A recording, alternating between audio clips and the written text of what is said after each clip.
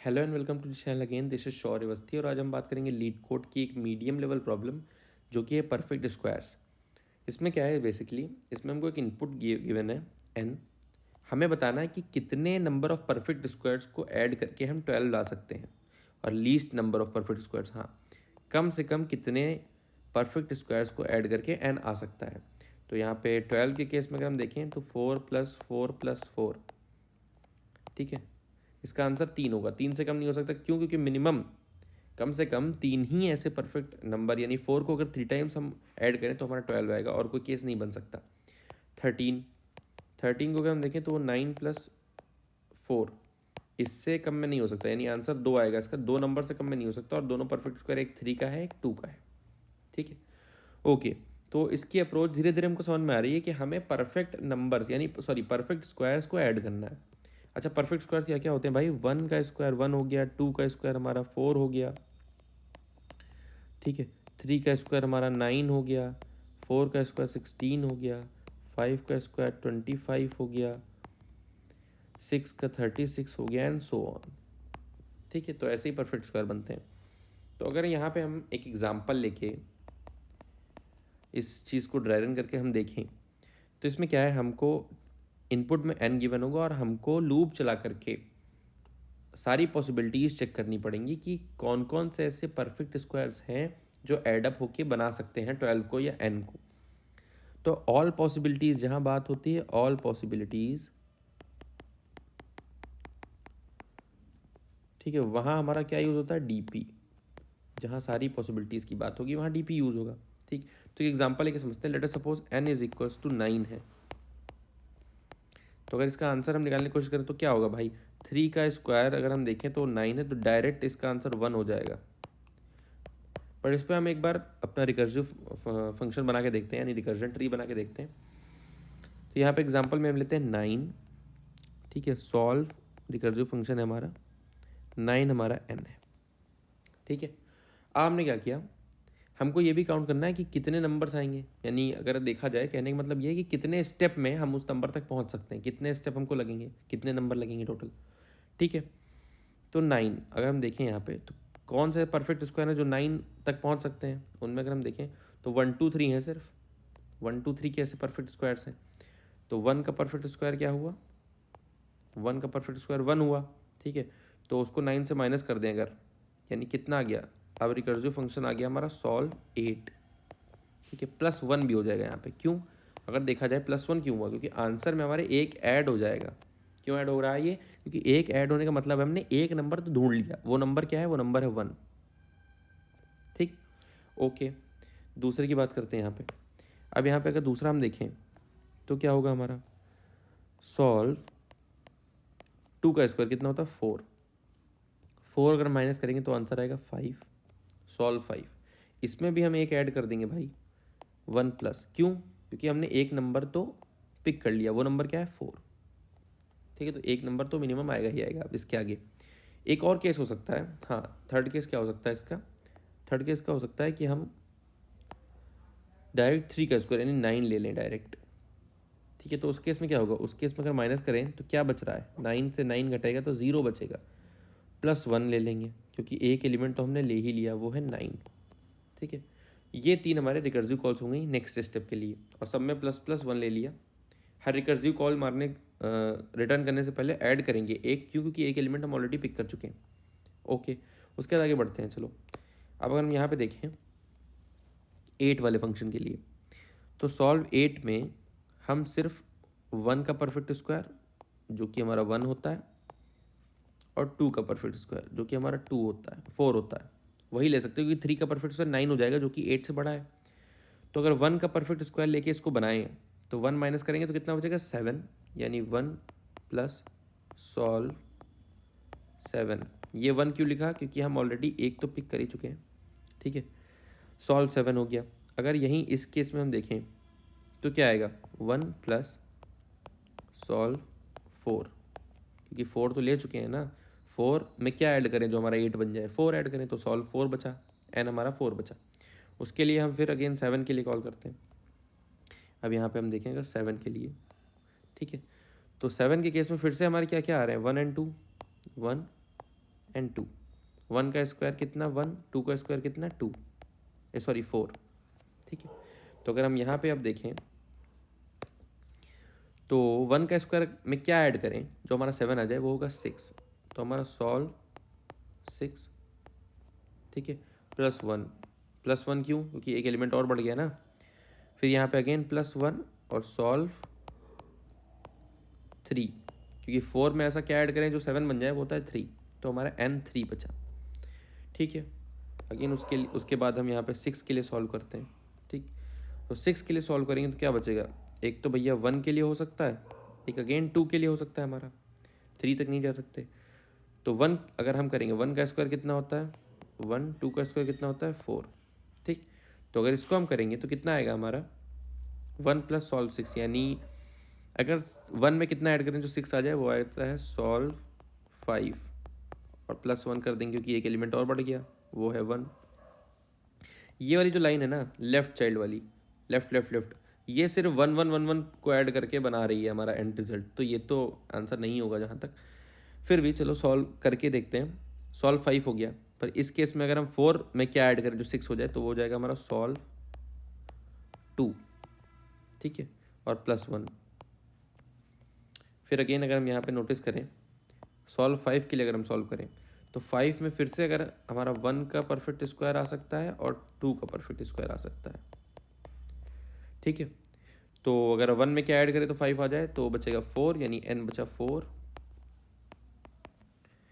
और 4 में हम क्या ऐड करें तो 5 आ जाए, तो बचा 1, यानी 1 + सॉल्व 1।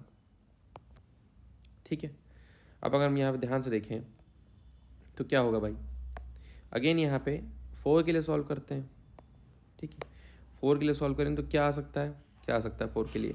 4 में अगेन 1 का perfect square is equals to 1, 2 का perfect square is equals to 4। अच्छा, 4 से 4 जाएगा तो क्या देगा 1 + सॉल्व 0।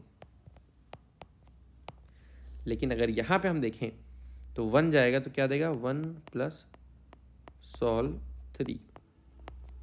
ठीक है, अगेन हम 3 के लिए अगर सॉल्व करें इस चीज़ को तो हमारा क्या आएगा? 3 में क्या आ सकता है भाई? 3 में सिर्फ एक ही आ सकता है, क्योंकि 2 का परफेक्ट स्क्वायर बड़ा हो जाएगा। तो ये क्या होगा 1 + सॉल्व 2। अगेन 2 के लिए भी 1 ही हो सकता है, तो 1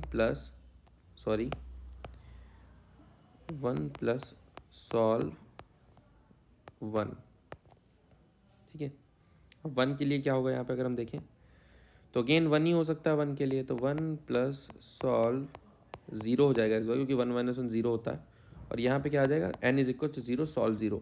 अब एक बार सॉल्व 0 यानी हमारा बेस केस क्या होगा? हम बेस की किसी बात करें तो सॉल्व 0 क्या होगा? सॉल्व 0 सिंपली हमारा रिटर्न, इसके आगे तो कोई हम स्टेप ले नहीं सकते, तो ये हमारा रिटर्न करेगा 0। तो यानी सॉल्व 0 ने क्या रिटर्न किया भाई? सॉल्व 0 ने रिटर्न किया 0 और +1 करके इसकी वैल्यू कितनी हो गई टोटल? इस टोटल की वैल्यू कितनी हो गई? इस टोटल की वैल्यू हो गई 1।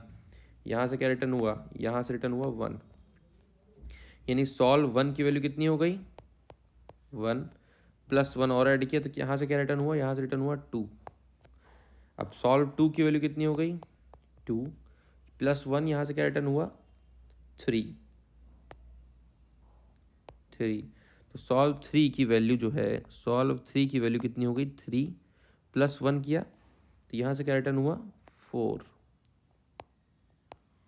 ठीक, ओके। अगर हम यहाँ पे देखें तो सॉल्व 0 की हमारी वैल्यू क्या आ रही थी? रिटर्न 0, तो हम यहाँ पे 0 रिटर्न करेंगे। सॉल्व 0 का 0, 0 + 1 कितना हुआ 1। ठीक है, तो अगर हम यहाँ पे देखें 4 के केस में, सॉल्व 4 के केस में या तो हम इस वाले पाथ पे जाएंगे या तो हम इस वाले पाथ पे जाएंगे, बट अगर हम ध्यान से देखें तो हमको मिनिमम स्टेप्स यानी मिनिमम नंबर रिटर्न करने, और मिनिमम कहाँ से आ रहा है? इस वाले पाथ से। तो हम इन दोनों में जो मिनिमम रिटर्न करेगा वो उसको पिक करेंगे, इसको पिक करेंगे और यहाँ पे क्या ले लेंगे 1, यानी सॉल्व 4 की वैल्यू क्या हो गई 1। क्योंकि अगर हम देखें 4 को सिर्फ 4 की हेल्प से बनाया जा सकता है ना, डायरेक्ट 2 का स्क्वायर। ओके, तो ये वैल्यू हो गई 1। ठीक है, और +1 जब इसमें हमने किया तो क्या आया 5, तो ये क्या रिटर्न हुआ 5। ठीक है, वहीं पे अगर हम ध्यान से देखें इधर साइड से क्या रिटर्न हुआ 1 + सॉल्व 1। सॉल्व 1 की वैल्यू कितनी थी? सॉल्व 1 की वैल्यू यहाँ पे अगर हम चेक करें तो 1 थी, यहाँ रिटर्न हुआ 1 + 1 इज इक्वल्स टू 2, यानी इसकी वैल्यू 1 + 1 और ये रिटर्न क्या करेगा यहाँ से 2। ठीक है, अगर यहाँ इन दोनों में हम मिनिमम चेक करें, 5 और 2 में मिनिमम क्या है 2, तो इसको हम कर देंगे 2, यानी सॉल्व 5 की वैल्यू कितनी होगी 2 होगी। सॉल्व 5 के लिए 2 हो गई, +1 अगर यहाँ से उठाएं, ठीक है, तो 2 1 3, तो ये क्या रिटर्न करेगा 3।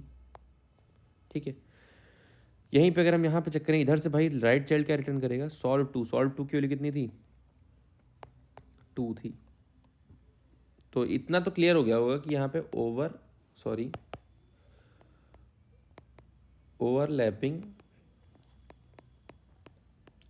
सब प्रॉब्लम्स तो आ ही रही हैं, वो तो दिख रहा है यहाँ पे। ठीक है, तो हम मेमोरेशन तो लगाएंगे ही।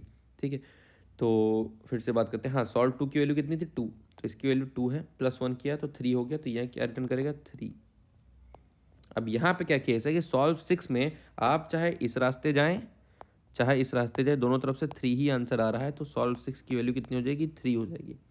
अब सॉल्व 6 की वैल्यू जब 3 हो गई, +1 किया 4 आया, तो ये रिटर्न किया है हमारा 4, ये रिटर्न करा हमारा 4।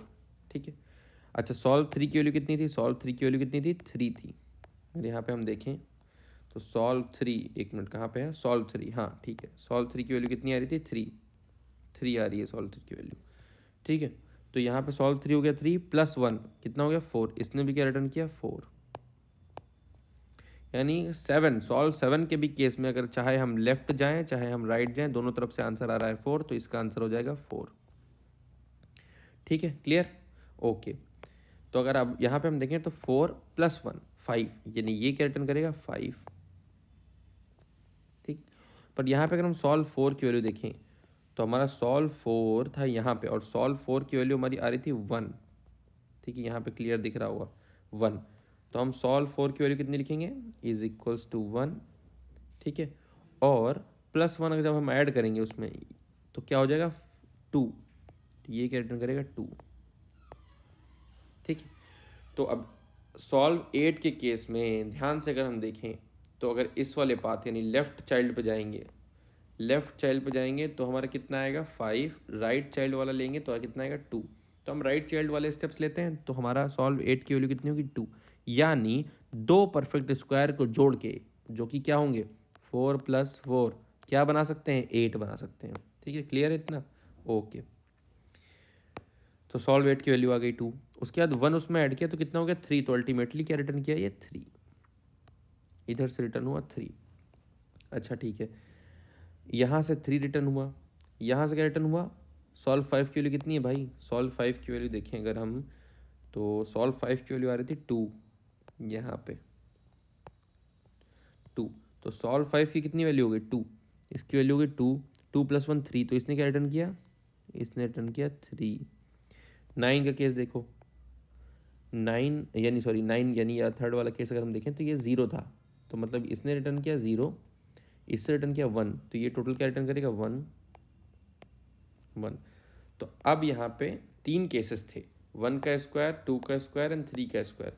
तीनों केसेस में से हम किसको पिक करेंगे, हम पिक करेंगे 3 का परफेक्ट स्क्वायर। क्यों, क्योंकि वो रिटर्न कर रहा है 1, और मिनिमम ऑफ 1, 3, क्या आएगा आंसर 1। तो सॉल्व 9 का आंसर क्या आ रहा है 1। ये चीज़ क्लियर होगी आप लोगों को, तो इसमें कुछ नहीं करना है। सबसे पहले रिकर्सिव फंक्शन में हम क्या करेंगे, रिकर्सिव फंक्शन में हम एक फॉर लूप लगाएंगे। अगर मैं यहाँ पे आपको दिखाऊं रिकर्सिव फंक्शन करके, तो लेट अस सपोज यहाँ पे है सॉल्व n, बेस केस क्या था if n is equals to 0, तो रिटर्न क्या हो रहा है 0। ठीक है, फिर हम क्या कर रहे हैं, फिर हम फॉर लूप चलाएंगे और हम चेक करेंगे कितने परफेक्ट स्क्वायर्स इससे छोटे हैं। Int j is equals to, कहाँ से 1 से शुरू होता है perfect squares, j into j less than n और इक्वल टू, ठीक है, लेस देन और इक्वल टू n और j प्लस प्लस, यानी हर एक नंबर का परफेक्ट स्क्वायर चेक कर लेंगे, छोटा होगा तभी, छोटा या बराबर होना चाहिए। उसके बाद हम क्या करेंगे, उसके बाद हम अपना answer is equals to min of, क्या करेंगे सबका मिनिमम लेते थे ना, min of solve n minus j into j. ठीक है, परफेक्ट स्क्वायर माइनस कर दिया। ठीक है, साथ में क्या करते थे भाई, +1 लेते थे हम। क्यों? क्योंकि एक एलिमेंट हम पिक कर रहे हैं, कॉमा आंसर। इन दोनों का जो मिनिमम होगा वो हमारा आंसर में स्टोर होगा। अच्छा, आंसर को इनिशियली यहाँ पे हम फॉर लूप से पहले आंसर इज इक्वल्स टू हम इंट मैक्स कर लेंगे, ताकि आंसर मैक्सिमम से स्टार्ट हो तो हम मिनिमम वैल्यूज अपडेट कर सके उसमें। ये काम होने के बाद सिंपली हम अपना आंसर को रिटर्न कर देंगे, यानी यहाँ पे हम लिखेंगे रिटर्न आंसर। हर एक रिकर्सिव फंक्शन के लिए एक फॉर लूप रन करेगा। ठीक है, वही हम ऊपर कर रहे थे, उन तीनों में से मिनिमम लेंगे। तीनों के मतलब जितने भी परफेक्ट स्क्वायर्स आएंगे उस नंबर के अंदर, उन सब का मिनिमम स्टोर करके आंसर में आंसर को हम रिटर्न कर देंगे। ये हो गया हमारा रिकर्सिव फंक्शन। एक बार इसी चीज़ को हम कोड करके देखते हैं कि हम कैसे परफॉर्म करेंगे। ठीक है, तो सबसे पहले यहाँ पे क्या करते हैं हम, सबसे पहले अपने रिटर्न सॉल्व यानी रिकर्सिव फंक्शन को रिटर्न कर देते हैं, जिसमें हमने सिर्फ n पास किया। ठीक है, उसके बाद हम अपने रिकर्सिव फंक्शन को इम्प्लीमेंट करेंगे, इंट n बेस केस लगाएंगे, इफ n इक्वल्स 0 रिटर्न 0। दूसरा क्या है, हम आंसर ले लेंगे अपना एक, int ans is equals to int max. फिर क्या कर रहे थे, फॉर लूप लगा रहे हैं, int j is equals to 1 j into j less than equals to n j plus plus. Answer is equals to minimum of answer comma 1 plus solve n minus j into j। ठीक है, फिर हम simply यहाँ पे return क्या कर रहे हैं, आंसर। ठीक है, सिंपल, बस इतना ही है रिकर्सिव फंक्शन इसका। रन करते हैं हम। ठीक है, टेस्ट केस पास कर रहे हैं, सबमिट करने पे टीएलई आएगा, उसको भी देखते हैं।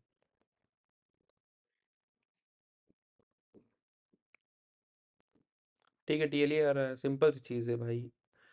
ओके, तो इसमें क्या हो रहा था, इसमें ओवरलैपिंग सब प्रॉब्लम्स थी। ओवरलैपिंग सब प्रॉब्लम्स को टैकल करने के लिए अपने मेमोरेशन कर लें, वेक्टर इंट डीपी, और ये क्या n+1 साइज की ले लेते हैं, कॉमा -1, सब में -1 स्टोर कर लिया। डीपी को रिकर्सिव फंक्शन में पास कर दिया। ओके, फिर हमने यहाँ पे पैरामीटर में डीपी को मेंशन किया। ठीक है, और इसको पास बाय रेफरेंस करेंगे, क्योंकि वैल्यू हमें अपडेटेड चाहिए डीपी में, और ओरिजिनल डीपी ही मेंटेन रखनी है। उसके बाद हमने जितने भी रिकर्सिव फंक्शन पहले उसमें डीपी पास कर देते हैं, सॉल्व। ओके, तो इसमें पहले डीपी पास कर देते हैं, कॉमा 1 मिनट, कॉमा डीपी। ठीक है, उसके बाद हम क्या करेंगे, उसके बाद हम बेस केस के बाद चेक कर लेंगे, ऑलरेडी एग्जिस्टेड वैल्यू होगी तो हम फर्दर मूव नहीं करेंगे। If DP of n is not equals to -1, return DP of n। ठीक है, इसको एक बार रन करके देखते हैं। 1 मिनट, यहाँ पे सॉरी, यहाँ पे एक फॉल्ट हो गया है, हमें डीपी ऑफ n में स्टोर भी करना है। हाँ, अब सही है। ओके, तो टेस्ट केसेस पास हो रहा है, इसको सबमिट करेंगे तो टीएलई ही आएगा, शायद टैबुलेशन यूज होगा लगेगा इसमें। अच्छा, ये एक्सेप्ट हो गया है, ग्रेट। ओके, तो ये एक्सेप्ट हो गया। अगर नहीं भी होता तो एक और इसमें हम काम कर सकते हैं कि हम एन जो आ रहा है ना हमारा, मतलब ड्राइवर फंक्शन से, उसको हम पास में रेफरेंस करके भी कर सकते हैं। तो देखो यहाँ पे अभी 65% है, ये इंक्रीज हो जाएगा। ठीक है, एमएस इसका बेटर हो जाएगा। ठीक है, अभी सबमिट करता हूँ मैं। ठीक है, देखो यहाँ पे इम्प्रूव हो गया, अब 70% यूजर्स को बीट कर रहे हैं। चलो टैबुलेशन करते हैं। ठीक है, तो इसमें टैबुलेशन करने के लिए बहुत सिंपल। ठीक है, तो टैबुलेशन करने के लिए क्या करेंगे, पहले तो भाई डीपी में सब में इंट मैक्स टोटल, क्योंकि हमको मिनिमम आंसर निकालना है ना, तो इंट मैक्स रख लेते हैं। उसके बाद क्या, बेस केस को मेंटेन करते हैं सबसे पहले, क्योंकि डीपी क्या है भाई, टीपी बॉटम अप अप्रोच है, ठीक है। तो बॉटम अप्रोच में सबसे पहले इसको मेंटेन करते हैं। जीरो पे क्या आ रहा था, जीरो आ रहा था। फिर क्या कर रहे थे, फॉर लूप चला रहे थे। Int i is equals to one, i is less than equals to n i plus plus. हर एक आई के लिए, हर एक आई के लिए क्या कर रहे हैं, हर एक आई के लिए हम फॉर लूप चला रहे हैं परफेक्ट स्क्वायर्स का। इंट ऊपर वाला ही कॉपी कर लेता हूँ, एक मिनट। ओके, ठीक है। अब इस फॉर लूप के अंदर हम क्या कर रहे हैं, dp of i is equals to minimum of क्या था, आंसर, आंसर क्या है, dp ऑफ i कॉमा क्या था भाई, सॉल्व था। जो सॉल्व था उसको चेंज करके dp कर दो बस, यानी dp i minus j into J plus one, ठीक है। तो यहाँ पे minimum of dp comma one plus, ठीक है।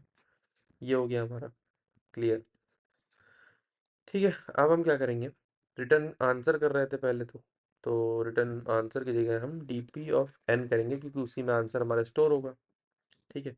ऊपर का पूरा रिकर्सिव फंक्शन हटा देते हैं। ये हो गई हमारी टेबुलेशन अप्रोच, रन करके देखते हैं।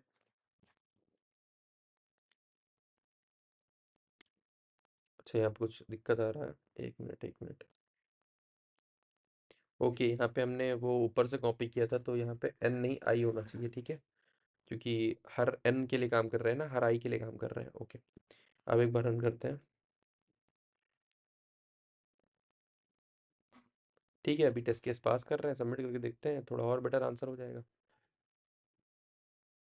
ठीक है, थोड़ा और बेटर हो गया इस बार, 93 यूजर्स से बेटर है। ओके, तो thank you so much for watching this video, and अगर वीडियो पसंद आई तो वीडियो को लाइक करें, चैनल को सब्सक्राइब करें। मिलते हैं अपने अगले वीडियो में, तब तक के लिए बाय।